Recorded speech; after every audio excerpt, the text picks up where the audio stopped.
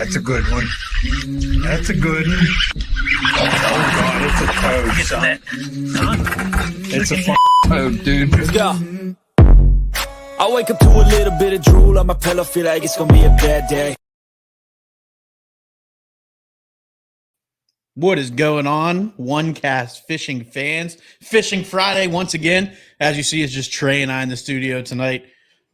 Phenomenal Fishing Friday. Phenomenal Fishing Friday. This is an exciting one. We got Alex Watts joining us, who just won the Bassmaster Open on Bugs Island as the co-angler.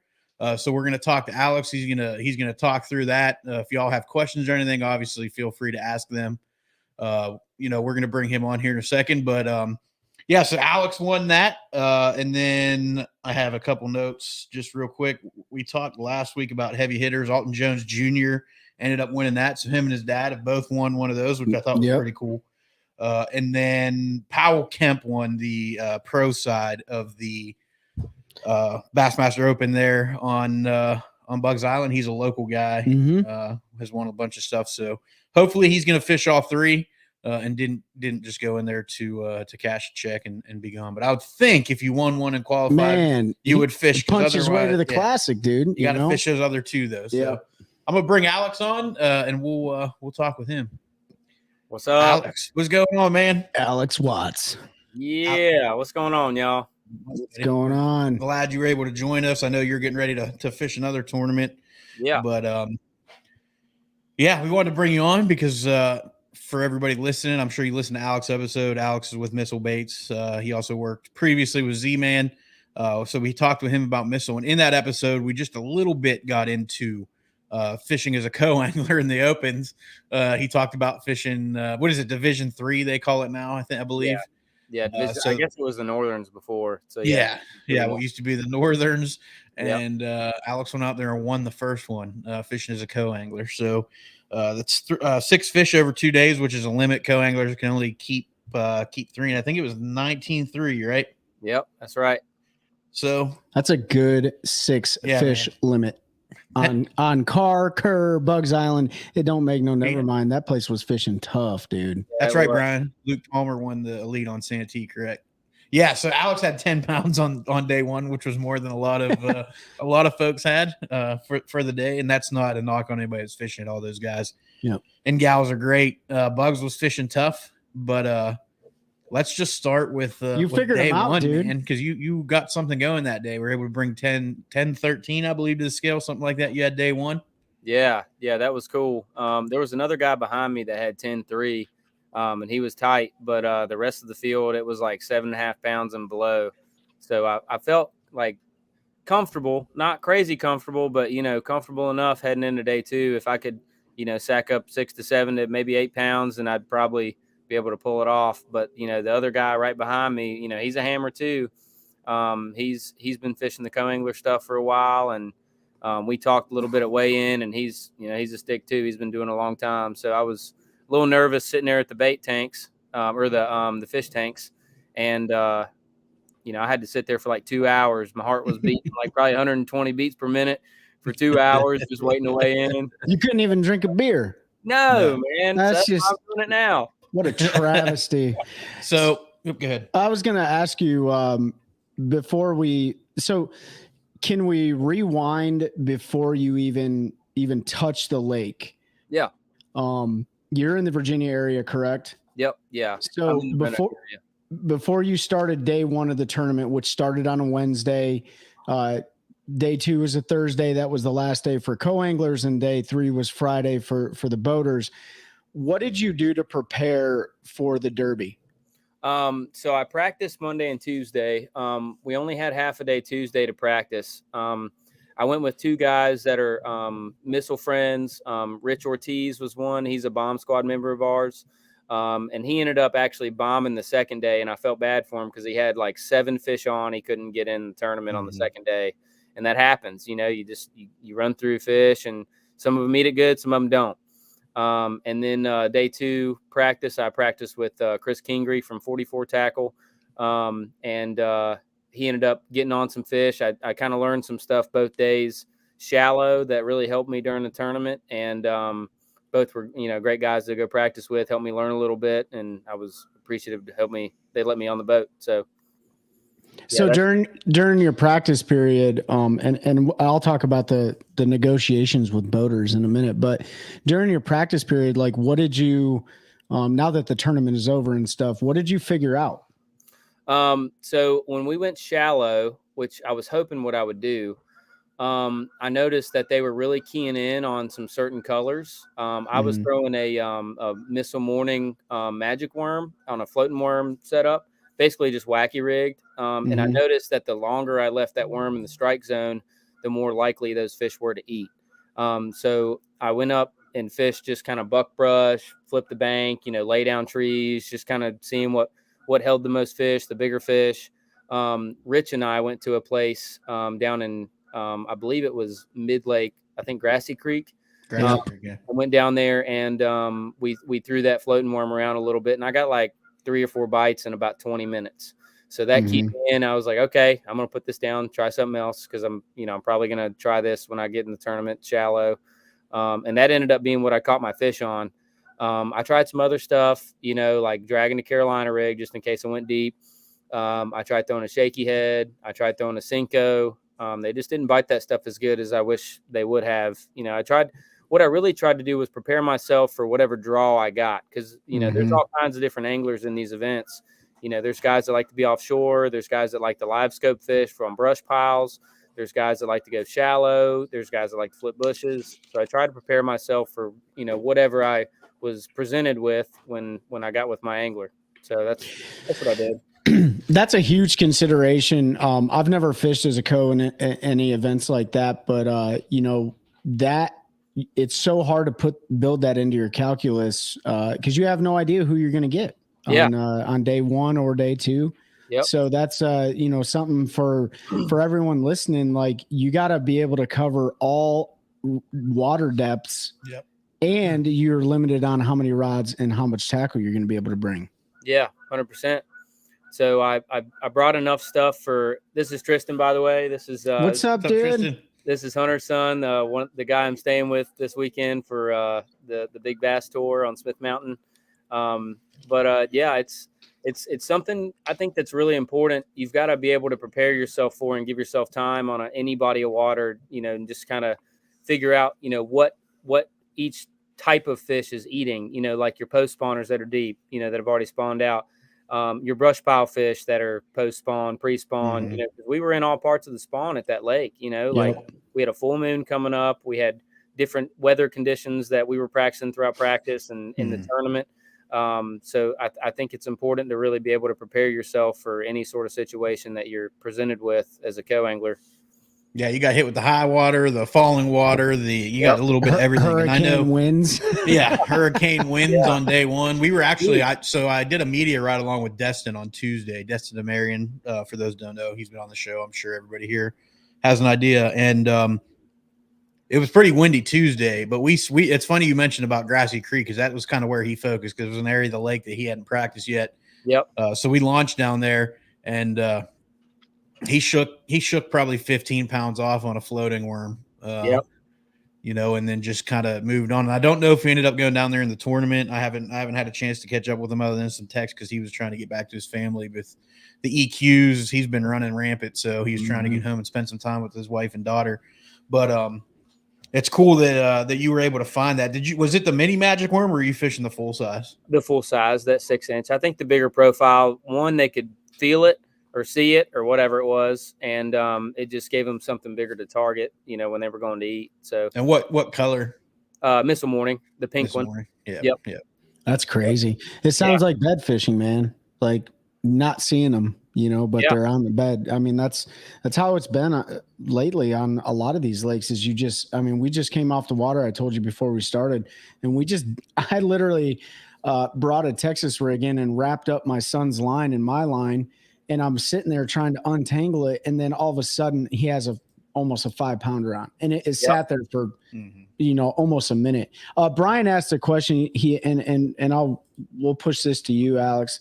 How many rods can you bring? I'll answer like there's no legal amount that you can or cannot bring, correct? Yep, that's correct. I ended up bringing 8 the first day and then 7 the second day. I was able to kind of minimize as much as I could on the second day, just based on what my angler was doing. We talked the day before. It's really about just being kind of respectful of your own space and the boater's space. Because if you bring too much stuff, you're going to be going through all kinds of stuff in the boat, and you're going to waste a lot of time just fiddling and farting around with your stuff. And then also, you really don't want to bring too many rods to where you're taking up so much space on this side of you that you get kind of, pushed over into their area. So in my opinion, I try to limit it to like maybe 7 or 8. Like that was the absolute maximum that I wanted to bring. Something else to think about too is there's a lot of anglers who don't run a dual console. I mean, I know I run one, but a lot of anglers don't run a dual console, and they land a lot of fish in that passenger seat too, don't they? 100%. And that's another thing to think about. The more rods you bring, the more rods are at risk of, getting broken or guides ripping off. And that was one thing I really ran into on the first day was my guy, JT Russell, was my boater. Awesome guy. Great angler. I ended up getting around some cypress trees about midday, about probably 11, 12 o'clock. And dude, my rods were all over those limbs. I had to quit fishing for a second and kind of pick up those limbs, make sure it didn't hit my rods. That kind of cuts into your day. If you're, looking at your rods, trying to protect them and keep them safe, that you want to try and minimize that as much as you can, but you never know really where your angler is going to go and what kind of stuff you're going to get into. So you got to bring and prepare what you can. Yeah, absolutely right. So day one, did you run that floating worm pattern? And is that what you caught the 10 pounds on, or? I did early in the morning. We went to a place in Grassy Creek that was real shallow. It had some nice stain to the water. I was planning on, just beating the bank with a Senko for a little while, just trying to get some bites, but I just noticed the watercolor and it reminded me of what I got bit on in practice. Rich and I ended up going to Grassy Creek in practice, and I got a couple bites down that one bank. So I was like, man, this thing ought to get bit. So I threw it. Yep. I caught about a 2 3/4 right off the bat, just on nothing. I was just making a random cast onto the bank, and like that. We got a running joke. Yeah, they're on nothing banks. You don't want anything on the bank. You just throw it. They're there. But I ended up throwing it on that bank and catching that about 2 3/4, and that started my day. And then we went back into this little creek where he got bit on a buzzbait in practice, and kept throwing it around. And then we got back out of it, and good looking stuff in there, some deeper water, some laydowns, some bushes. We got back out of it and got out to the outer point that kind of had some bushes on it. And I threw it on the edge of a bush, worked it out, twitched it a couple times, and that 4.7 came up and ate it. And that was the fish of the tournament. So nice, man. That's what I did in the morning. And then in the afternoon, once the wind picked up, I had to change up because I couldn't fish that floating worm anymore.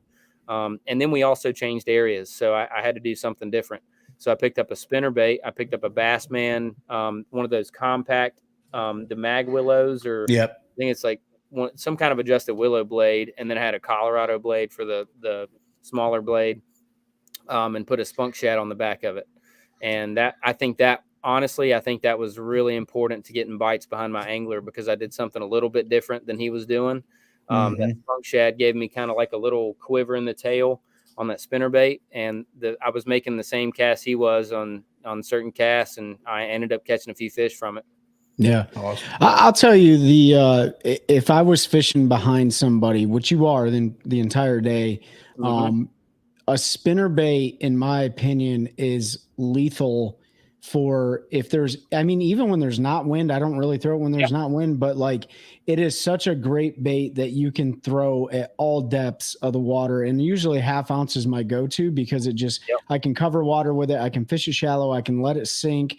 I can change up my soft plastic and stuff like that. And I also had a situation like that this year where I lost my cashin' rod on the first tournament, and it was a very special rod that Pete got made for all of us here at OneCast, and it was my 5th rod, and so I was forced to fish a spinnerbait. Well, we didn't have a fish in the boat. Pete texted me at like 11:30, said, "You got anything yet?" And right after that, 2 7.5 pounders later, on a spinnerbait. And then the other 2, we only weighed in 4 fish, but we had almost 20 pounds. And it was one of those deals where I'm fishing out of the back of my buddy's boat, even though it's a team deal. And it was lethal, man. Like that spinnerbait is just something I feel like a lot of people have forgotten about. And I'm glad, like keep forgetting about it because it works. Yeah, it works. Yeah. So on day 1, you know, the water clarity, how milky was it? Oh, dude, it was borderline chocolate milk. We were in some dirty water, and that's why I picked it up. I mean, we were in some water that had maybe a foot and a half visibility, and it just seemed right. Had wind blowing on it, so it was like the spinnerbait was calling my name, like throw me. So I had to, and I picked it up, and I didn't put it down. I just kept throwing it, chucking it. I didn't get a bite for probably an hour, and then ended up catching about a 3.5 on it. Threw behind my angler. He caught one that was maybe 2.5, 2 3/4, and then I ended up throwing behind him in the same exact spot and caught that 3.5. They were setting up on certain stuff. They were setting up on little like log jams on the bank. And there were little pockets in that log jam where you threw it in, brought it over one log, the one in the back, and then kind of let it sink down, but keep reeling so that bait would move and they'd come up and get it if they saw it, if there was one there. So I kind of keyed in on that, and that was so helpful. It's like one of those, you know, everybody talks about the spot in the spot. It's like that kind of deal, you know, like I just keyed in on a little certain deal and hope that, you know, I could get a couple more fish doing it, because it seemed like they were good ones. They were kind of setting up in certain areas a certain way, and it worked out. So was it did you use the spinnerbait in practice at all? I don't think I did. I don't think I threw a spinnerbait in practice at all. Interesting. We weren't around that kind of stuff. The wind wasn't blowing the way I actually caught a couple fish on a crankbait in practice and was planning on throwing that. And, you know, the stuff we got around, dude, I didn't even bring it.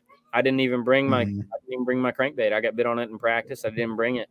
It seemed like we were going to be back in some creeks and some shallow stuff. And, you know, I was figuring I would get hung up with it and, you know, want to, you know, break my rod in half, which wouldn't have been good. So I brought go and hike on them.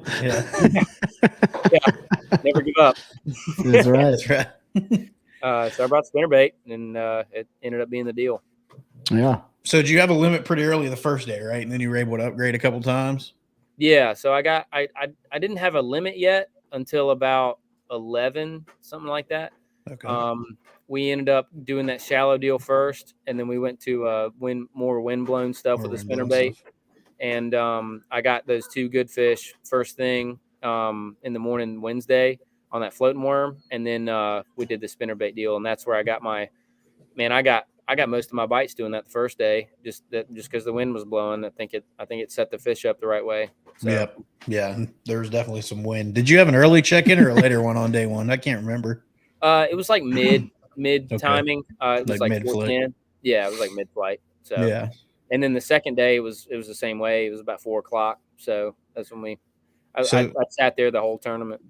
So day 1, 10-13. I think second place had 10-3. Let's not move past day 1 yet, though. Oh, you got some more day 1? Yeah, questions? I got more day 1 questions. Like we're leading up. We're like we're building the suspense a little more. Yet. Okay. So yeah, Pete, don't you know this game? We can't climax too early, man. So, from your first angler, how much were you in the decision-making process on where you guys went on the lake? 0 both days. I didn't say anything. I didn't give him any information. I didn't know enough to really give him anything. And that's one thing too. I didn't want to give away any spots I had learned in practice, because those were those guys' spots. I'm not going to do that to my guys I practice with. You know, I consider them my friends. I'm not going to blow up their tournament because my guy went and wrecked their fish. I didn't give him any information. I just went there, and it was the first time I've been to the lake, so I didn't really have much to give. Oh, so, you've never fished bugs before? Never had. Man, I thought you had years of experience on it. That's amazing. Yeah. That is absolutely amazing. So I asked you that question, and I'm glad that you said what you said, because I've seen it so many times before where you go pre-fish with somebody, whether or not it's a 1-day derby, a Wednesday night wildcat, whatever the case may be, a 2-day, it doesn't matter. Yep. And I've had it happen to me specifically on Lake Gaston, where I have a tournament tomorrow, and I'm no longer affiliated with the other organization, but I've literally had guys in the back of my boat where I'm pre-fishing, and then the next thing I know it, they're in someone else's boat, and then they're sitting on the spot. You know, and so there's no rule against it, just like there's no rule against how many rods you can bring, but there is some integrity that goes along with it. And so 100%. that's really cool of you to, you know, I mean, because had your boater said, "Hey, where do you want to go?" What would you have said? Dude, I've got nothing. I didn't have anything, you know, I'd never been there. Had it been Smith Mountain, totally different ball game. I've got history here. I've got experience. I'll take them to my spots that I have learned over the years, you know, guys that, you know, hadn't showed me in the tournament, had showed me anything. I really do pride myself in being that guy and doing the right thing. I think, you know, the good karma will go a long ways. So, well, you think?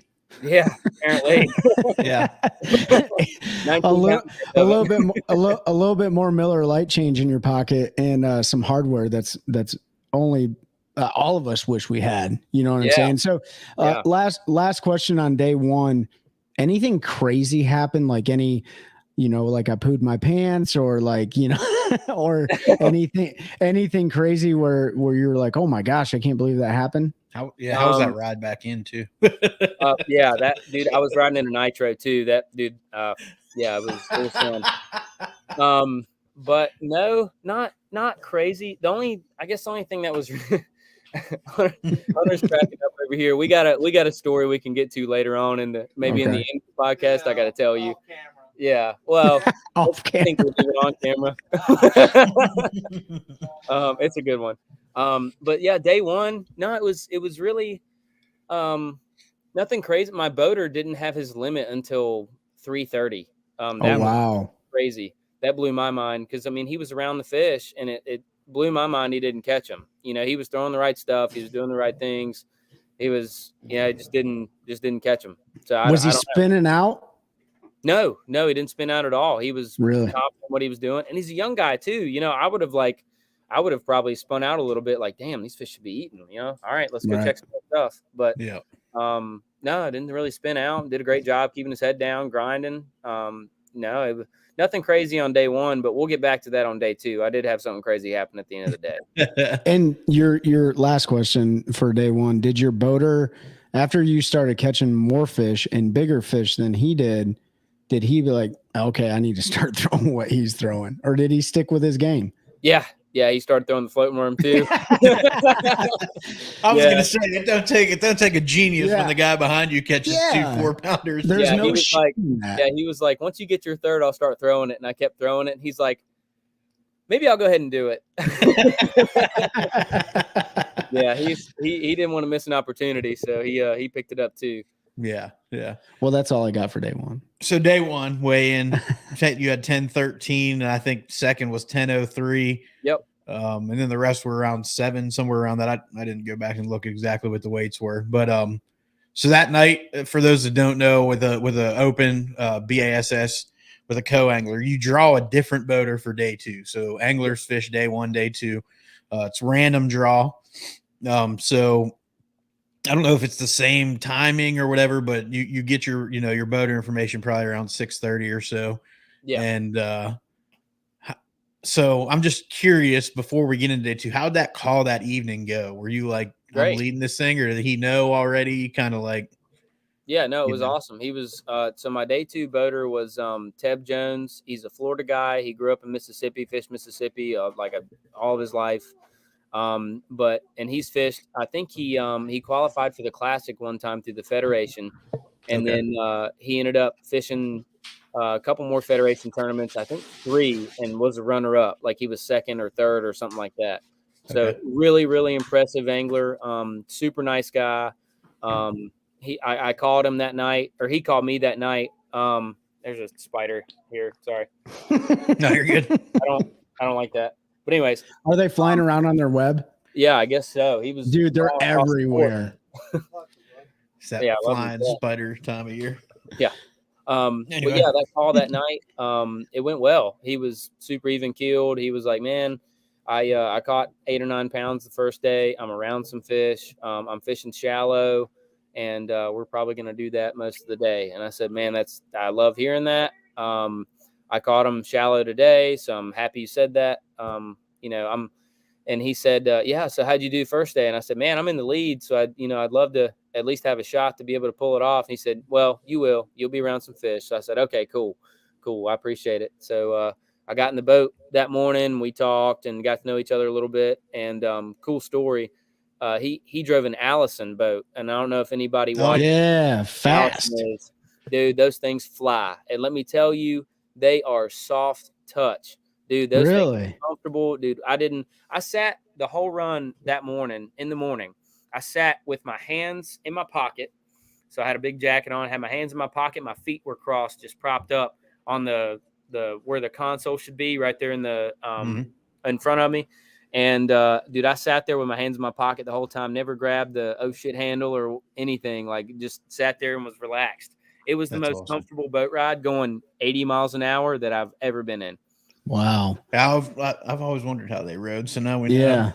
That's Did it have that cowling on the back that you had to be really cautious of, though? Yes, it did. And I tripped over it quite a few times, but I didn't fall out.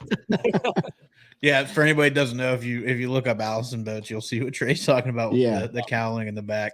They got a pretty small back deck too, so that probably took a little bit of getting used to. What's cool about them is like everything on that boat is purpose built for performance. Yeah, it's all handcrafted stuff. The way the storage is laid out and how much storage there is, it's all about weight and balance. And like you said, running 80 miles an hour. Did it have a racing motor on it? I think he had 250 Merc. I think that's right. One of the newer one, a 4-stroke or a 2? No, it was an older one. I think it was a 2-stroke. Okay. Well, they smell better. That's probably why I didn't break down. Yep. So that's cool. Yeah. Cool. Were you sweating it before you? So day one, you're in the lead. You have a conversation with day two boater where you're like, please do not go offshore and try to catch them.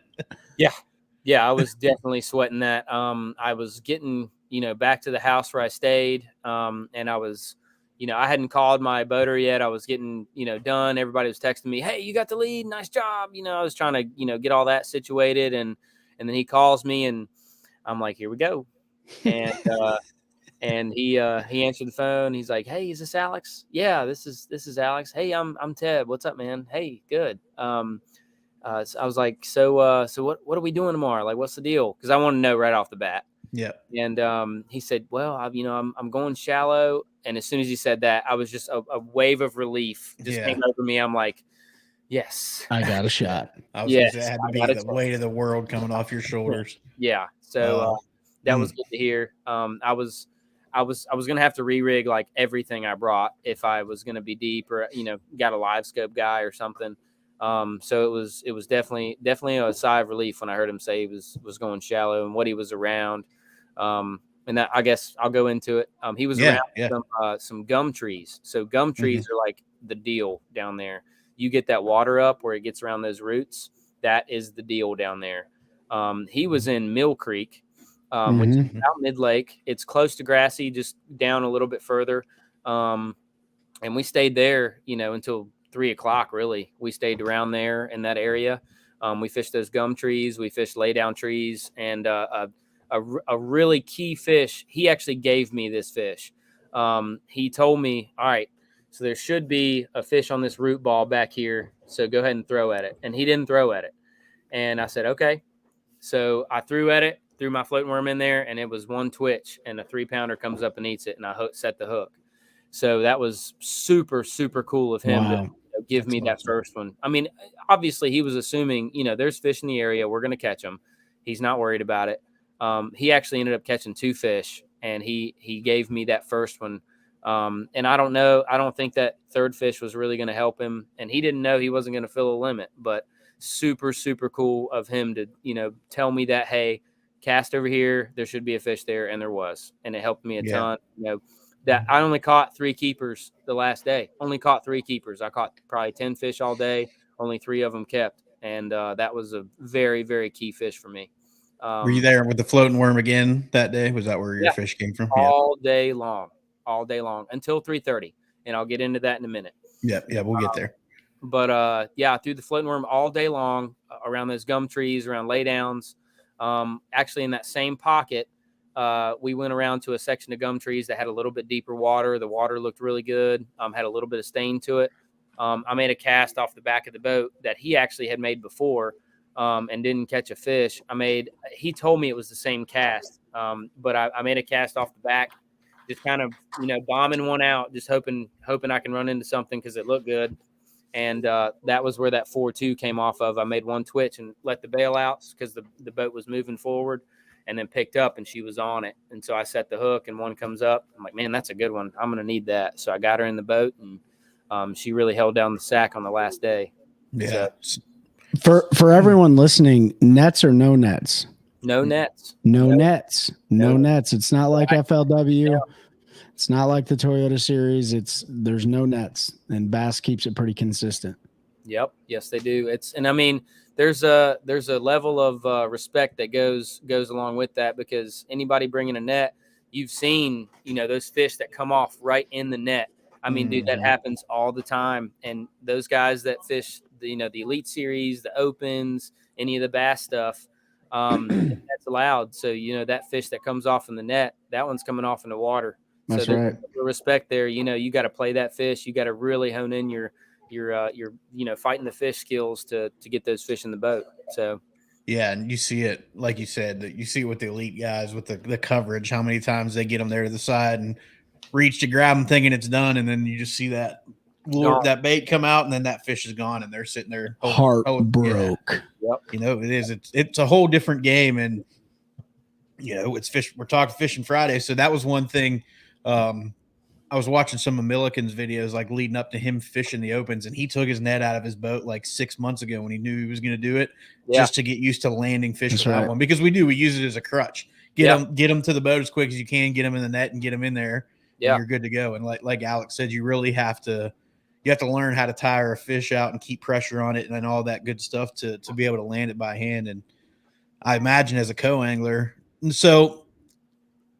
That made me think of a question. So, as a co-angler, you have to stay in the back of the boat. Yes. What about for fit? If you're fighting a fish, are you able to cross that line? Like if it's running towards the front, are you able to follow that fish around the boat? Do you know? Or I'm not sure. I'm like I haven't dove into that yet. I'm sure I'll come across it or something. But I stayed in the back of the boat, man. Like I don't want to cross that line. I don't want to be that guy. I try to stay in my zone, what is designated to me. And that's what I did. I just stayed back there, fought the fish. And I'm hooking them back there anyway. So they're, towards the back. If they run towards the front, I'll just let the guy know. If he needs to pull up his trolling motor, if I run across that situation, then I'll let him know. Hopefully he does.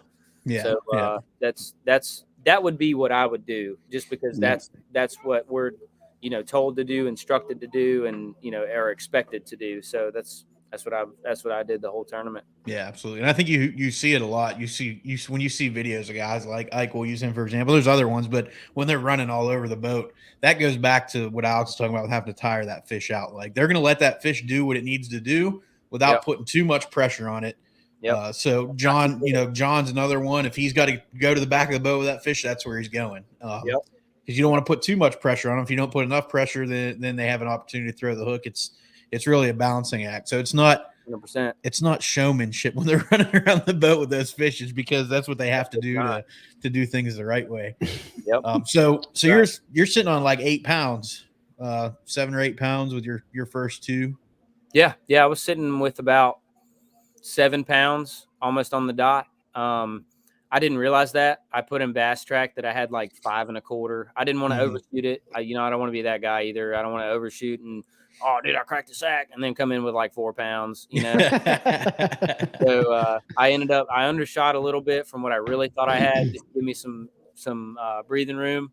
And I ended up coming in. Those 2 fish probably weighed 7 1/4, something like that. Because the last fish I caught was a squeaker, just barely went over 14. But I had about 7 pounds in those 2. So.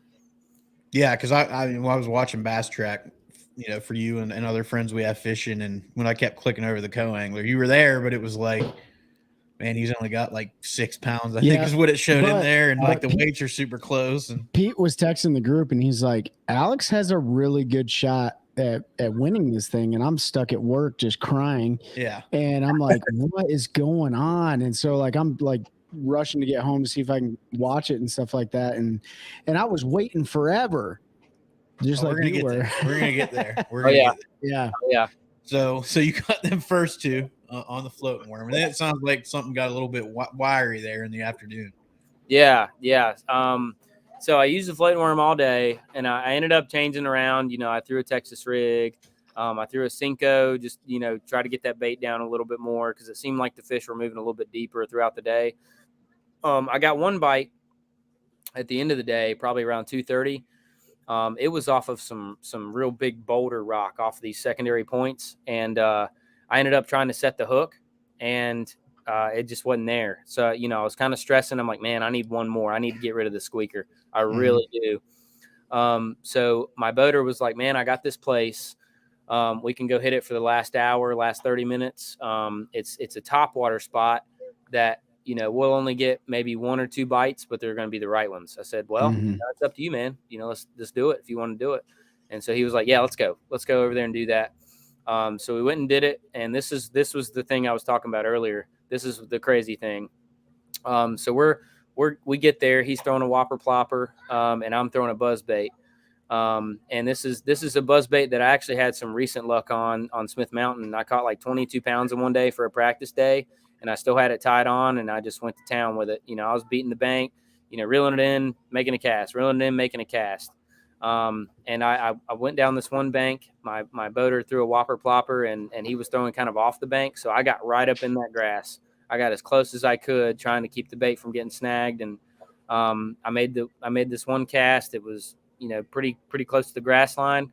And I kid you not, probably about a 7-pounder come up and blow up on my buzz bait and miss it.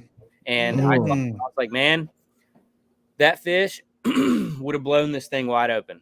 I told him that, and he's like, yeah, it would have, he just and I was like, man, that hurts. I'm really stressing now. I had to take like 5 minutes and just kind of like regroup, man, oh my God. Oh my God. It was crazy. So, he ended up just missing it. And that fish, I guarantee it was every bit of 6, and I think it could have gone 7. Would have been big bass of the tournament, no doubt. So that it was just, something cool that happened that, would have been really awesome had that fish got the bait, but ended up still working out in the end. So it was fine. The good Lord had to test you a little bit, I guess. Yeah, he did. Man. He got me good. That's right. Before we get to weighing, we had a couple questions. One question. Tony, what's up, man? We're doing well. Glad you're able to join us. But Larry asked, do you think as a co-angler, it's better to be paired with a boater that is live scoping or not, since you're fishing behind the boater? It depends on what they're doing. If the boater is moving down the bank and fishing like a certain contour line of the bank, then you're good. You just kind of throw what you think will work on that sort of bank line or with that sort of water depth, and just roll with it. If you got a guy that's live scoping and pointing at a brush pile, depending on where you're at, you might be kind of effed. Just how it goes. That's just the nature of the beast. And that's a huge part of our game right now, what we do. So that's a very likely possibility, so that, there's guys out there that do that, and they're looking for 5 bites and looking for 5 good bites. And, if you get stuck with that guy, try and make the best of it. Drag a Carolina rig around, a shaky head, just kind of make the best of what you got. That's a great point. Yep. Absolutely a possibility that happened. So one of the things that I do, like, even though I'm in a team trail, I still like to fish out of the back of the boat. I don't like to clutter up the front, but I always turn if we're fishing out of my buddy's boat and then we're fishing out of my boat, we always turn forward facing sonar on at the graph, at the steering wheel. That way I can see what he's seeing. Is that something that you've been able to do with some of your boaters, is like use their graph at the steering wheel at the console? I haven't had an experience yet where I'm able to watch the live scope deal in a tournament on the back of the boat. I'm familiar with live scope. I've got it on my boat. I've got a little tracker that I go and run the lake around here with. So I know what's going on. I understand it. But the only time I've really had that is in Chris Kingery's boat, and he's the guy that I practiced with on day 2. We practiced on some spots that he was looking at live scope fish with on rocky points, looking at some brush piles just to kind of see if there was some structure in the area. And that was really the only experience I've had with live scope in the back of the boat. I was able to turn his screen on. He showed me the setting to press, and I ended up pressing it just to look, just check. And I didn't necessarily cast to the spots he was casting it. I mean, it didn't matter. It was in practice. But I was just kind of looking around, see what he was seeing, and just watching his trolling motor to see what direction he was looking at. And, I'd make a random cast to see if, I ran into anything. I don't know. I'd have to cross that bridge when I got there in a tournament to see if that's kind of like, crossing the line with a boater, because that guy could be fishing one brush pile over here, and then he's planning on hitting the next one over here. And if you're, he's checking it just to see if there's fish around it or something, before he hits it, and you see that from the back of the boat, do you throw at it or do you not? You know what I mean? So I'd have to cross that bridge when I got there. It'd probably be a thing I just straight up ask him, hey, I see that brush pile over there. Do you mind if I cast to it? Yep. And then I'd, make my cast. And that's another thing I want to point out. I ran into that situation quite a bit on both days. I'd be like, to my boater, I'd be like, hey man, are you planning on hitting that? Like casting to that? And he'd be like, no, go ahead. Or like, yeah, let me get one. I said, okay, go ahead. And so I would ask them, just to be, do the right thing in the situation. So they'd get a cast or they wouldn't. And then I'd cast there if I needed to or wanted to. Yeah.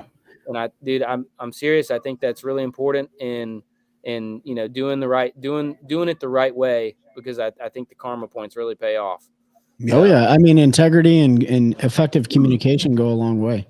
100%. Yeah.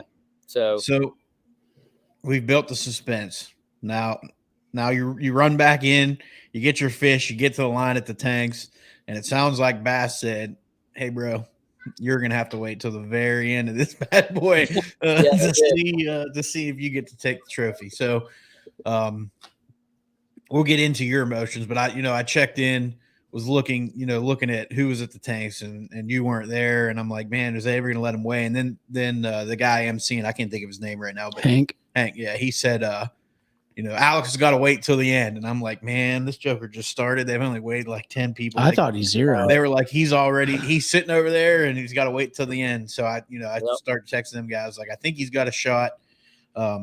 According to Bass Track, you had it, but you know how that goes. Sandbagging. Guys did. Sandbagging hard. Guys did sandbag pretty hard. Yeah. So what you kind of got into it a little bit, but how were you feeling? Because that was about 2 hours you sat there, correct? Before you got to finally weigh. Yeah, it was about 2 hours. So I got up there. We checked in at 4:00 on the last day for me, and I was told by the tournament official, "Hey, we're gonna sit you down over here. Just hold your bag in the tank, and we'll weigh you when it's time." And I didn't know how long that was going to be. I had no idea. I was just sitting there like, okay, it'll probably be 30 minutes to an hour, maybe, And I sat there for 15 minutes, and I asked the guy, "Hey man, can I go to the bathroom?" Because that dude, I'd been holding it in. I had been holding it in all day. And you're sitting there with water running. Yes, it wasn't just water. Yeah. But I went to the bathroom, came back, and dude, I waited for another hour and a half after doing that. I sat there, just got on my phone, called some people. I was, just kind of, asking what was going on. How's it looking? Like, well, who's got it? And 15 pounds and I think 13 ounces had the lead at the moment.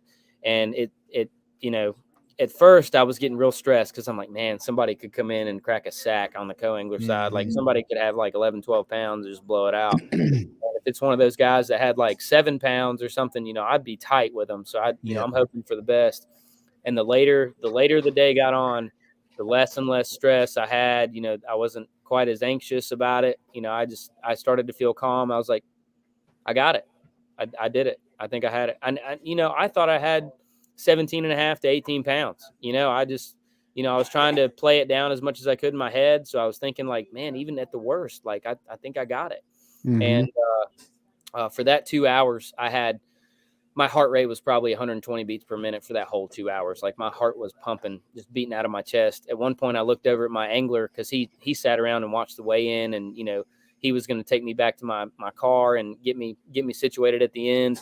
And I looked over at him and I just shook my head and just hit my chest, was like, and he was just cracked up. He laughed. He was like, man, I understand. And the closer it got to be time, the more I got comfortable with knowing, I think I did it. So, man. Yeah, because I think you needed like 6 something. I needed I think I needed like 5. I think Was I it needed 5? like 5 pounds in an ounce or something like that. And it's funny because we go back to when you put the fishing bass track, like it made it feel a lot closer. Yeah, it definitely did. You know, what? I don't know if you said it. What time did you get your third fish on day 2? It was about 10:30, 11 o'clock, something like that. Oh man. Yeah. Okay. I was waiting all day to catch that, you know, a nice one, like a 2-pounder. That's all I really cared to have, was like a 2-pounder. All right, dude, I'll have like 8-9 pounds. I'll be good. You know, I'll be pretty set. I think I can pull it off. But yeah, you know, I never ran into that fish. I never ran into it until, you know, 3:30, and I just told you guys what happened with that buzzbait fish, and that would have blown it wide open. But, I was big was mama stressed missed out. the buzzbait. I was just about stressed out from about 10:30 to, you know, 4 o'clock. So it was a long time with no bites. So they brought you up on stage after 16 hours. Oh man, it got even more clustered then of waiting. How good were your legs at moving at that point? So the lady that works with bass to help with the weigh-ins, I know her well, and she's a friend of Missile. She pulled her hands out and said, how much are you, how calm are you? Let's do a calm check. And my hands were like this. Yes. And I mean, it was both of them. And she just laughed at me. And you know, my legs were okay, but my hands I was giving them things hell. So yeah. So you're watching, you bring the bag up. Hold on, because this turns in. If you didn't get to watch it, this turns into a whole deal. So yeah. the way they do it is they let Alex come up and do his whole. Then he's. How are you feeling? You know, how's everything going? We're gonna bring your fish up in a minute. They go through the whole thing and then realize they had missed 2 people to weigh in. He's gonna be the last one. Yep, go ahead. Here's what happened. So I get up there and they do their thing, and then two guys end up showing up. I thought they were late because that last flight had been done, and those guys came up and weighed in. So those guys, I think, were late. They thought that they had gone through all the people, had them checked off and everything. And then those guys showed up and ended up, Hank was like, well, this is why we don't do this. And and so he was like, all right, well, let's try this again. And so he brought you back off the stage. Yeah, I saw that. I got back off the stage. I was ready to wait 2 more people. Yeah, I was hyped up. You know, I was ready to go. I was ready to weigh in. The climax. And then I got to wait even longer. So it only took about 5 minutes, but. Yeah. So then they bring you back up. They finally put your fish on the skid. So when you're up there waiting for the fish, you had a pretty good idea that it was yours at that point. Yeah. Yeah. Once I knew that guy that had like 15 pounds or something had it, had the lead and was in the hot seat, I was pretty comfortable. I was, I knew I had it. I knew I had 7 pounds. I didn't know for a fact, but I was pretty certain that I had 7 pounds. Cause you know, you go through your mind, you try to go through the worst possible scenario to make it like actually happen in your head. I didn't think I had 8.6, but I knew I had 7. So, but yeah, I was pretty comfortable with going up there and taking the lead. So it's like, oh man, if that fish pukes up 4 pounds worth of shad, I'm gonna be so mad. I had to wait for 2 hours. I had to wait for 2 hours in the weigh tank. Big old crawdad laying in the bottom of the bag. I mean, that's something to take in some serious consideration. I mean, if you were ounces ahead of number 2 and your fish is sitting there digesting everything that it ingested, you could lose. I mean, you've seen it before. There's tons of shad that get spit up in live wells and crawdads and all sorts of things. You lose weight, you know? Yeah, 100%. I was trying to get Tristan in the shot. I saw that. Yeah. So Trevin, you want in? Come on. Say hi to everybody. What's up, Trevin? That's Hope you're doing good, man. That's actually John Cruz. Yeah. He's visiting. What's up, John Crew? That kid there is a stick. There it is. That young man there is He's an the real absolute hammer. If you've seen the new Daiwa commercials, you've seen him on there. He's on it. He's on the new Daiwa commercial. So. He's the hammer on there casting. Yeah, he knows a thing or two about that new SV70. That's right. Mm. So they put the weight on there, and how did that feel to know that you won? Because you've been close. You were fairly close, James River. You had I think you were leading day one, and then kind of fell apart on day two. I know there were some boater issues or whatever, but how did it feel? On the James, I was 29th on the first day. I had a great boater, Cody Meyer, awesome dude. Then second day, I had a guy who was from out of town, wasn't on good fish, and he told me, he's like, man, I got this place. It's got some fish on it. And I'm sitting there thinking, man, I really hope it does. And it didn't have nearly the quality it needed to have. And then I actually ran into a situation with that guy where he was asking me what to do. And I was like, man, I've never been here. I did some stuff in practice. I can kind of key you in on some certain things, but I can't take you to my guys' spots. I can't do that to those guys. But anyways, going into day two, I was feeling, good this tournament. I was going into day two. I was feeling good, but I wasn't comfortable. I didn't think, I didn't want to jump the gun or anything and think that I had it and think that I was going to catch them, because you got to do it before you can believe it. That's right. So I was kind of going into it with a clear head. I'm just going fishing again. I've never been here. We're just going to go figure this new section of the lake out. And luckily we did. So then you got to hoist that trophy. I know you got it there with you. Then. Yeah, let's see it. We got to see this bad boy. Come on. Let's see it.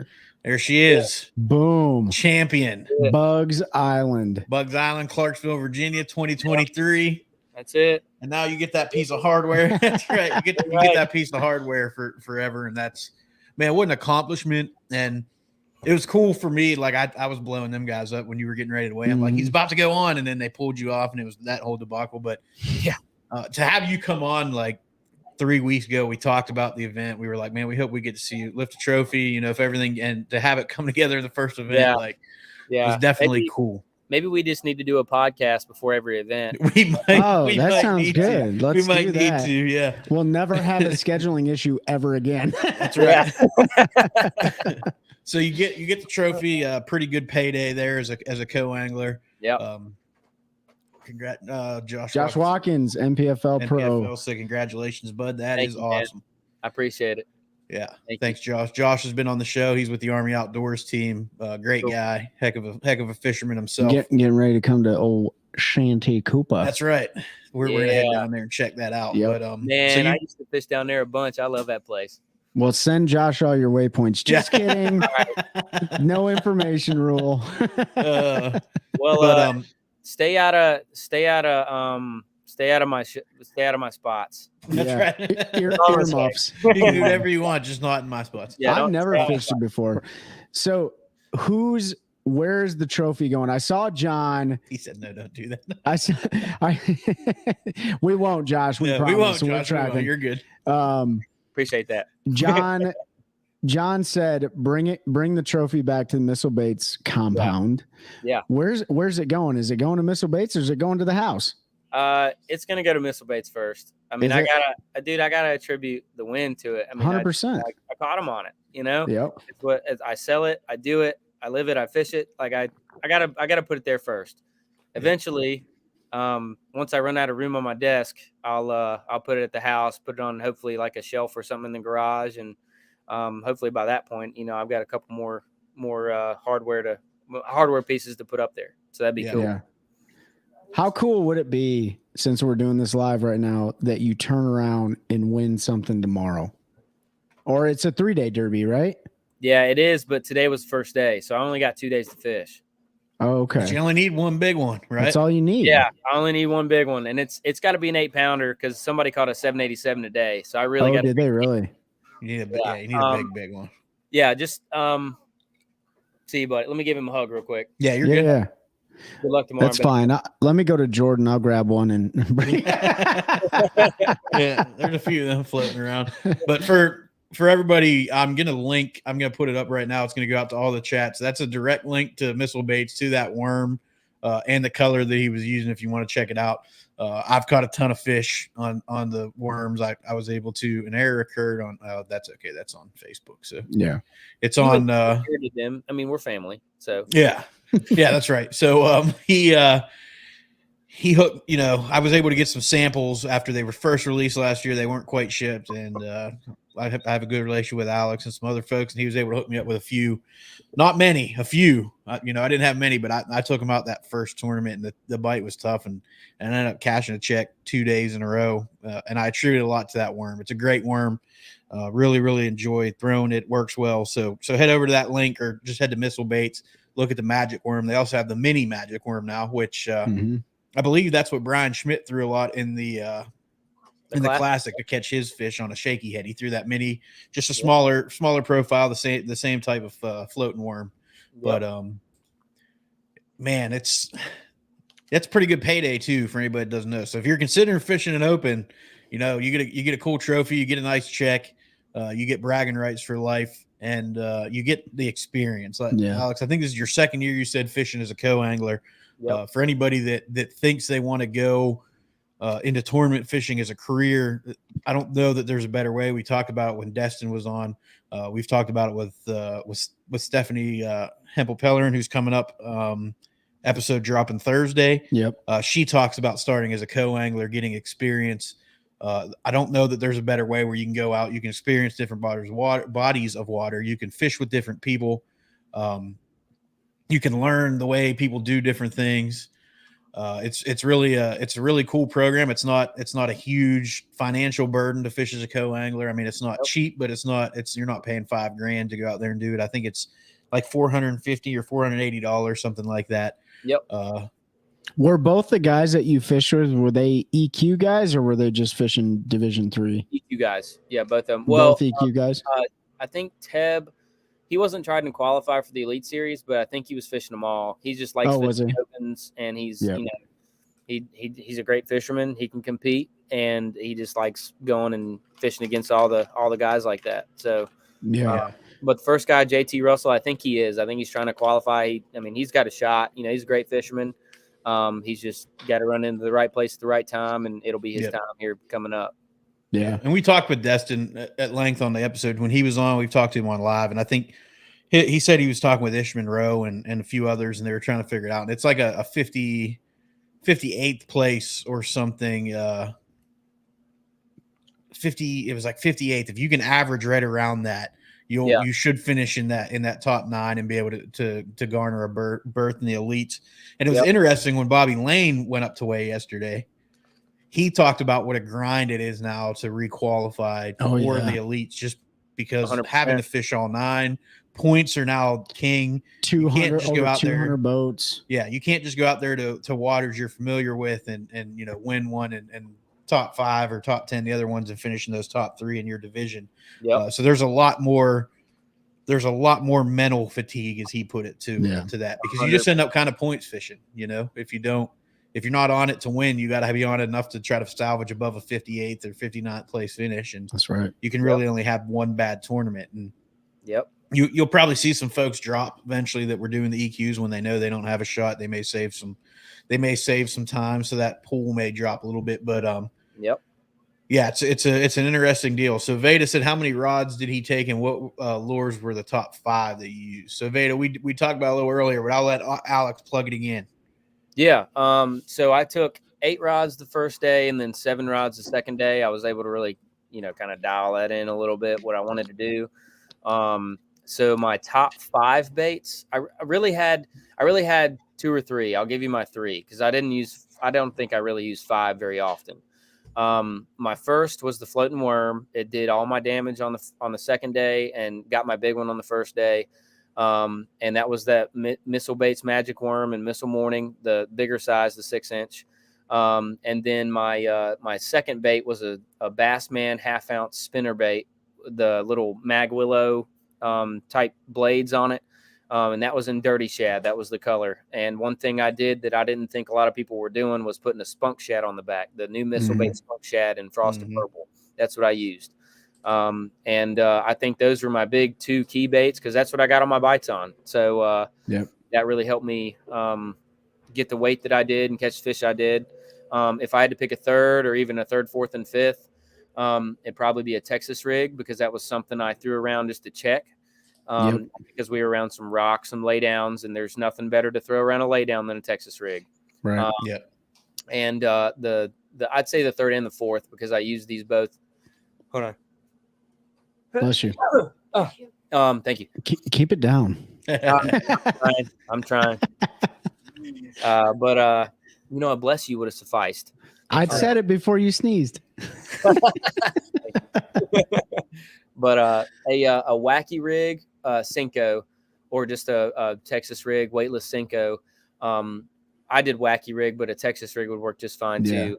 The wacky rig Senko was another key bait for me. It was just something I needed to check, because that is a staple co-angler bait to throw behind somebody. If they're doing anything different, you put a Senko in front of a fish's face, they're going to eat it. 40 to 50% of the time, they're going to eat it. 60% of the time works every time. That's every time. You know, but for those of you who joined late, Alex talked about it earlier on. The lake was in all three phases: pre-spawn, spawn, post-spawn. And so there's no better way to get a fish off the bed that you're not even sight fishing for than to leave a bait in the strike zone for an extended period of time. And a floating worm and a wacky worm, any weightless deal is going to really probably give you the best feedback. Yep. And then a Texas rig is great too, obviously. But these lakes in North Carolina, it works all over the country, man. Like it really does. It's just you see like 90% of the anglers that cross their rods and hold up, like, what are your top two baits that you've used during the tournament? You're always, for the most part, you always see a weightless worm in there at some 100%. Point. Right. So, but it's all about, and then, that is a blueback herring lake, and it does have threadfin shad and stuff like that. So, obviously keying in on those points, keying in on the wind, the weather conditions, using that spinner bait, trying to burn some stuff behind an angler or the boater, like that's key as well. And then, obviously the other baits played a small role, but for those of you listening, that's kind of how we broke it down. Am I accurate on that? Yeah, that's it. I really just use those other baits to check some stuff, just to make sure that I was really covering all parts of the water column, all types of fish, all types of color or cover. I put my baits in different situations just to make sure they weren't setting up a certain way. They were getting underneath the logs, like way on the bottom, or if they were kind of suspended underneath. I just wanted to check some certain things in case I wasn't missing anything throughout the day. And that's super important. You may throw a bait for 2 hours and not get a bite. So you got to switch up to something else. You got to try something, try a different part of the water column, try something on the bottom, try top water, try something different. And that's the rotation I used that really covered all that. And I think it kind of gave me those key bites. Pure curiosity, jerkbait. Did a jerkbait play at all on that lake? Man, so I talked to a guy. I rode over to the launch site with him in the morning. His name's Matt. I don't know his last name. I didn't get that far. We didn't have much time together. But he's a friend of Justin Kimmel's, if that tells anybody anything. Yeah. But he told me he got on some fish with a jerkbait in practice, and he caught 2 4-pounders, maybe like a few 3-pounders. So he was around like really good fish with a jerkbait. And I don't know what part of the lake he was fishing, but he said it played a part in his practice. So that that was a deal at some point. I don't know if the wind messed it up. I don't know if the water level messed it up, the water color. But he ended up not catching any fish on it, as far as I'm aware. Because I talked to him both days. But I don't think he caught any fish on it in the tournament and kept them. So there was a lot of changes in that lake from practice, first day of practice to tournament day. Because I talked to a buddy that fished the EQs, and they had a gangbuster shad spawn on the first day of practice. He said he had like 17 pounds in the first 7 minutes when he started fishing. They were on there, they were chewing big fish. This was day one of the tournament? Day one of practice. Oh, because it never happens rain, like that in the tournament. Then cold, water level comes up 2.5 feet. Yeah, of course. And it completely killed the shad spawn. And that was a lot of guys were dependent. If the shad spawn had stayed, I think you'd have seen some different weights across the board. But you figured out something that obviously not everybody figured out, slowing down, throwing that floating worm, wacky rig, just letting it soak, and the fish were eating it. And that's what it takes a lot of times in these tournaments, is figuring out something different. We talked about it with Joey Cifuentes win on the elites. We talked about it with Tyler Rivette's win on the elites and winning offshore on a Florida lake.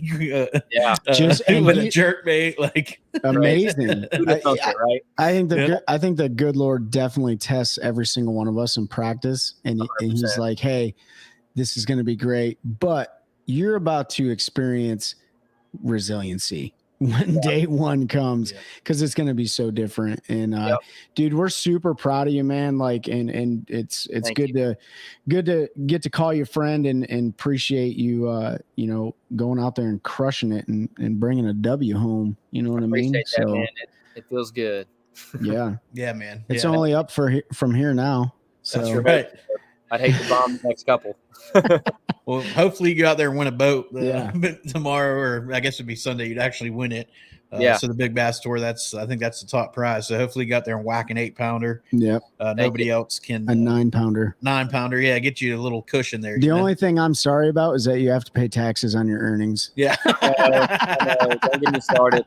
And I'm sure it's going to get asked. I'm probably going to get a truck. I would really like a new truck. So I'm probably going to spend the money on a truck. But the taxes are absolutely going to rape me. No, the government's going to get you, bud. Yeah. They coming. They coming. Just going to bend me over. Oh, man. So just how it goes. Name of the game. That's it. Right.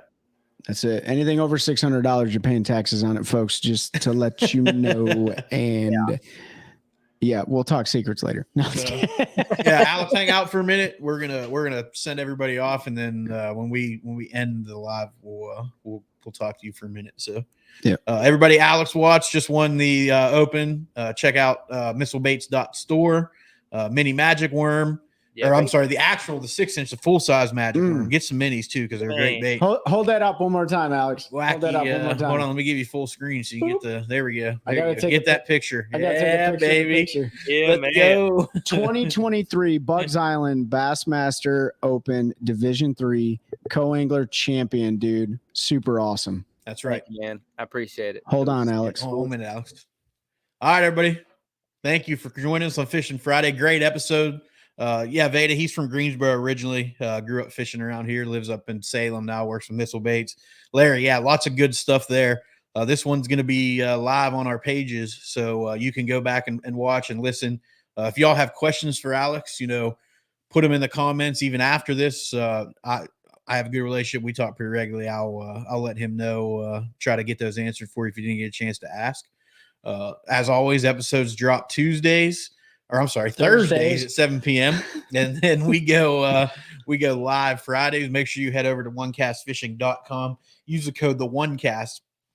Join the snagless revolution. You're going to see some pictures of some absolute giants that have got caught with the old long neck hook here. Guys have been smashing them on that bad boy. Spawning fish, you can tell. He was talking about how it's tough with short strikes. Those ones aren't short striking. He's been jacking them. So make sure you head over, check that out. Order you some of those. Order you some snagless jigs, and catch more fish, lose less tackle. We'll see you on the next one.